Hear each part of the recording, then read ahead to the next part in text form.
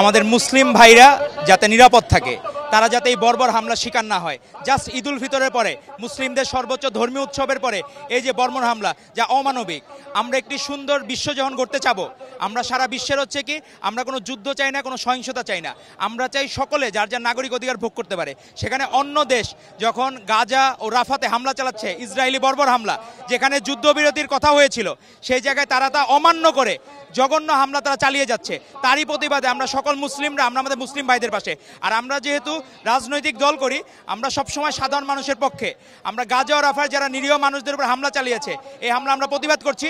বাংলাদেশ জাতীয়তাবাদী ছাত্রদল সবসময় সকল অন্যায়ের বিরুদ্ধে প্রতিবাদ করে এসেছে। তারা ইসরায়েলি পণ্য KFC বাটাতে বর্বর হামলা চালাচ্ছে। সেখানে আমাদের রাজশাহী বিশ্ববিদ্যালয় ভাইরা গতকাল KFCর দোকান পাহারা দিয়েছে। তারা নিজেরা সম্পদ রক্ষা করে যাচ্ছে। এটা কখনো আমরা পণ্য বয়কট করতে পারি, আমরা কারো পণ্য হরণ করতে পারি না। ইহুদিবাদী রাষ্ট্র ইসরায়েল যে বর্বরতার যে পরিচয় দিয়েছে, গাজাবাসী নিরীহ নিরস্ত্র মানুষের উপর যে আক্রমণ করেছে, আমরা বাংলাদেশের একজন নাগরিক হিসাবে আমরা এর তীব্র এবং নিন্দা জানাচ্ছি। পাশাপাশি বিশ্বমোড়ল যারা বিশ্ব শাসন করছে, বিশ্ব নেতাদের যে ভূমিকা নিয়ে আমরা খুবই হতাশ। আমরা আশা করব তারা দ্রুত এই গাজার মধ্যে হস্তক্ষেপ করবে এবং একটি শান্তি প্রতিষ্ঠায় তারা সামনে এগিয়ে আসবে। বিশ্বমানের থার্মিক্স রড, সালাম স্টিল থার্মিক্স, দেশের একমাত্র থার্মিক্স রড। আমরা ছাত্রদল বার্তা দিচ্ছি সারা পৃথিবীর মুসলিম উম্মাহকে যেন ঐক্যবদ্ধ হয় বাংলাদেশ থেকে, এর প্রতিবাদ আমরা জানাচ্ছি। এবং সারা পৃথিবীর মানুষ, আমরা আশা করি আমরা ফিলিস্তিনের পাশে দাঁড়াবেন ইনশাআল্লাহ।